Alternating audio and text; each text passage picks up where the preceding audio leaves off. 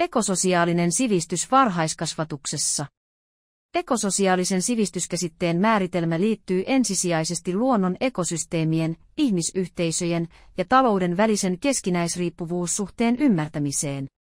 Ekososiaalinen sivistys yhdistää kestävästä kehityksestä huolehtimisen yhteisölliseen vastuuseen, joka vaatii tietojen ja taitojen omaksumisen lisäksi asenteiden ja ajatusten muutosta eli sivistymistä. Toinen oleellinen seikka ekososiaalisessa sivistyksessä liittyy kestävää elämäntapaa edistävien arvojen sisäistämiseen. Näitä arvoja ovat vastuullisuus, kohtuullisuus ja ihmisten välisyys. Ekososiaalinen sivistys muistuttaa kestävän kehityksen käsitettä, mutta eroaa siitä asettamalla ekologiset, sosiaaliset ja taloudelliset intressit hierarkiseen järjestykseen sen perusteella, mikä parhaiten turvaa tulevien sukupolvien elämän toimintamahdollisuudet. Mitä tarkoittaa sivistys ekososiaalisessa kontekstissa? Sivistyksen voidaan katsoa olevan ihmisyyden ja yhteiskunnan ydinkysymys, millainen on se maailma, jonka jälkipolville jätämme. Ekososiaalinen sivistyminen tiivistyy ajatukseen ihmisestä, joka on sisäistänyt elämää ylläpitävien tekijöiden tärkeysjärjestyksen.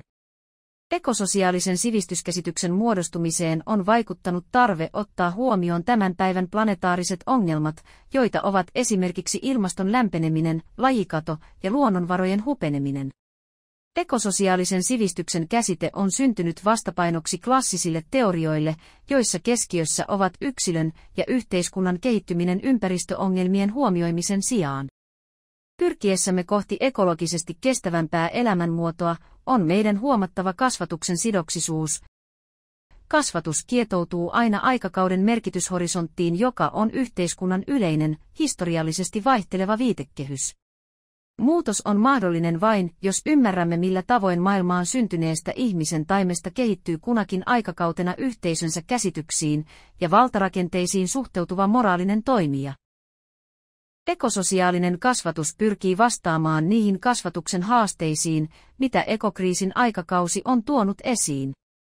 Suomalaisessa yhteiskunnassa kestävän kehityksen edistämistä ohjaa globaali Agenda 2030 toimintaohjelma, joka sisältää 5 periaatetta, joita ovat oikeudenmukaisuuden, yhdenvertaisuuden ja sukupuolten tasa-arvon varmistaminen, koko yhteiskunnan osallistaminen ja osallisuus, heikommassa asemassa olevien korostettu huomioiminen, pitkäjänteisyyden ja politiikkajohdonmukaisuuden varmistaminen sekä globaalin vastuun kantaminen.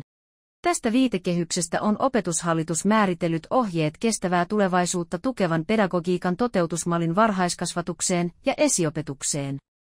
Toiminnassa tulee huomioida ekologisesti, sosiaalisesti, kulttuurisesti ja taloudellisesti kestävän elämäntavan välttämättömyys. Nämä tavoitteet on kirjattu sekä varhaiskasvatussuunnitelmaan että esiopetussuunnitelmaan. Suomalaisessa varhaiskasvatuksessa korostuvat luontosuhteen vaaliminen, yhteisöllisyys ja empatia, arjen valintojen merkitys, kierrätystaidot, ruokakasvatus, kulttuuriyhteistyö sekä erilaisiin kulttuureihin tutustuminen. Ekososiaalista sivistystä edistävässä kasvatuksessa lapsille annetaan mahdollisuuksia vaikuttaa ympäristökysymyksiin, ekologiseen kestävyyteen sekä sosiaaliseen tasa-arvoon. Varhaiskasvatuksen arvomaailmaan on perinteisesti kuulunut myös eettisyyden, empaattisuuden, tunne- ja sosiaalisten taitojen harjoittelu. Lapset harjoittelevat toimintaa oman ikäluokan kokisessa ympäristössä. Kun ekososiaalista sivistystä edistävästä kasvatuksesta tulee jatkumo, voimme saavuttaa tavoitteen vastuullisesta, ilmaston ja kestävän tulevaisuuden eteen toimivasta kansalaisesta.